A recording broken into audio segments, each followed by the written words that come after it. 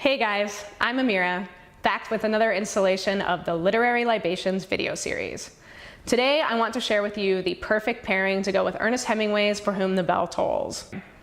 So, For Whom the Bell Tolls takes place in the province of Segovia in northern Spain in the 1930s when Robert Jordan, who's a fictional character loosely based around Ernest Hemingway himself, is sent to blow up a bridge on behalf of the revolutionaries. He goes up into the forest, he meets up with another band of revolutionaries who are living in a cave up in the forest in the hills of Segovia, and he falls in love with a girl named Maria. He hangs out with this troop of rebels a lot, and then, well, I can't tell you what happens at the end in case you haven't read it. Now, for those of you who know anything about Ernest Hemingway, you're probably looking at me and wondering, why aren't we drinking a cocktail with this book? After all, Ernest Hemingway loved cocktails. He was a huge aficionado of all things spirits, whiskey, gin, absinthe. He even invented the cocktail, the Death in the Afternoon. So I understand why it can be tempting to want to pair this book by Ernest Hemingway with a cocktail. But the truth of the matter is that Hemingway was an alcoholic. He drank anything he could get his hands on.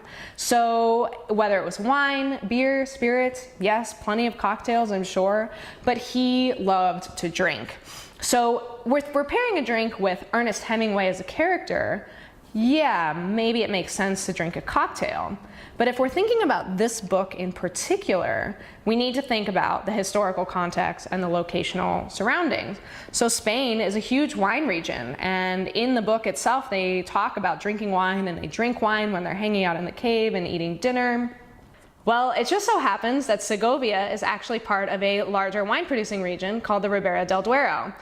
The Ribera del Duero, like the larger and more famous region of the Rioja, produces predominantly Tempranillos. These are full-bodied, fruity, red wines that are really, really delicious and definitely can stand the test of time. So when we're thinking about Robert Jordan and his band of revolutionaries living in the hills of Segovia, what do we want to drink with that? A Death in the Afternoon, a fancy cocktail that requires multiple ingredients? Or do we want to drink something that they would have been drinking? Wine straight out of the skin. Okay, granted, it's kind of hard to find skins of wine these days, but we can come as close as we can. So if you're going to sit down and open up For Whom the Bell Tolls for the first time, or for the 5th time, or for the 25th time, I definitely recommend finding a bottle of Ribera del Duero to sit down and accompany it.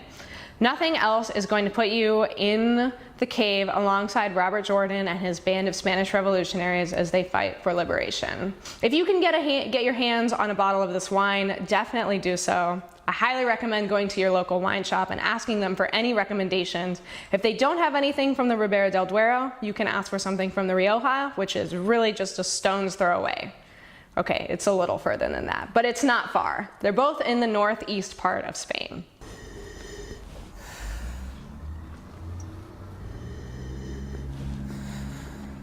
This wine smells like red cherries and dark plum. It's got a lot of nutmeg, vanilla, baking spice.